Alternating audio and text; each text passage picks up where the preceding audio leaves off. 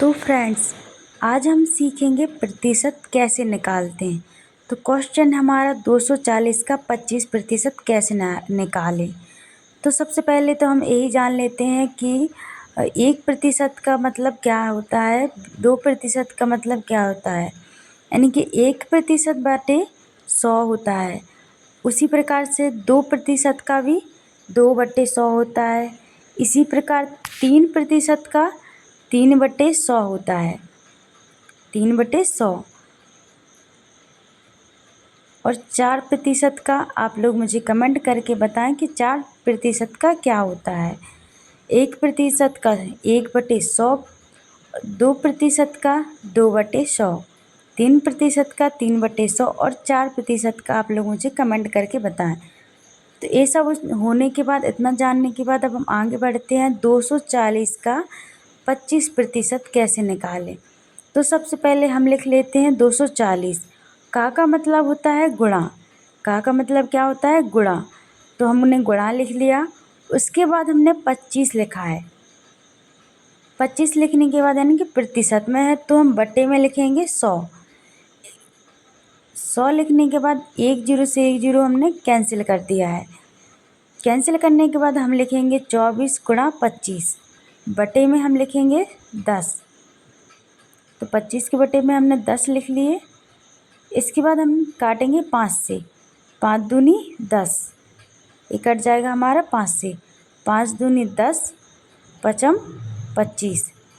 इसके बाद हम देखेंगे कि हम 2 से भी कट रहा है तो हम 2 से भी इसको काट देंगे। जितना हमारा सिंपल बनता है, हम अपने सवाल को जितने अच्छे से सॉल्व करेंगे उतना ही हमारा सवाल सरल बनेगा। हम जितने चाहे इसे काट सकते हैं। तो हमारा 2 से कट रहा था। इसके बाद हमने काटने के बाद 12 गुणा 5, 12 गुणा 5 को कर दिया है 60। यानी ये हमारा निकल के आया 60%। 60% हमारा निकल गया। अब इसके बाद हम उसी प्रकार से एक दशमलव वाला करके दिखाते हैं। तो 0.150 का 12% कैसे निकालें। तो 0.150 का मतलब क्या बताया है, का मतलब है गुणा। का मतलब गुणा है और 12% है तो 12/100। उसी प्रकार से हमने यहीं पर एक 0 का 0 कैंसिल कर देंगे।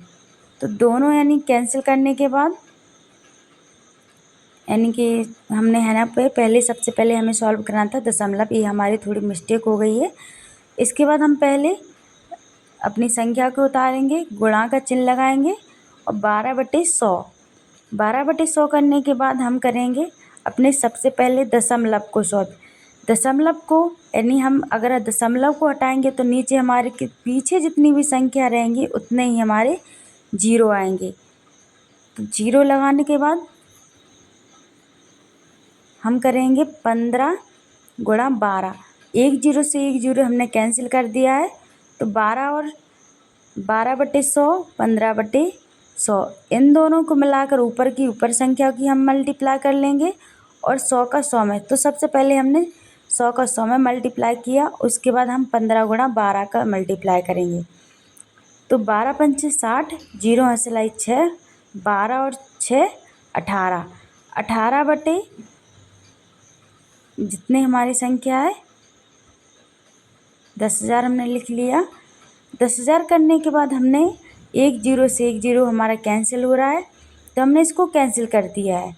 अब इसको हमें दशमलव में लाने के लिए हम ऊपर की जितनी भी नीचे की जितनी भी हमारी 0 लगे हैं तो ऊपर भी हमें उसी प्रकार से संख्या बनानी है।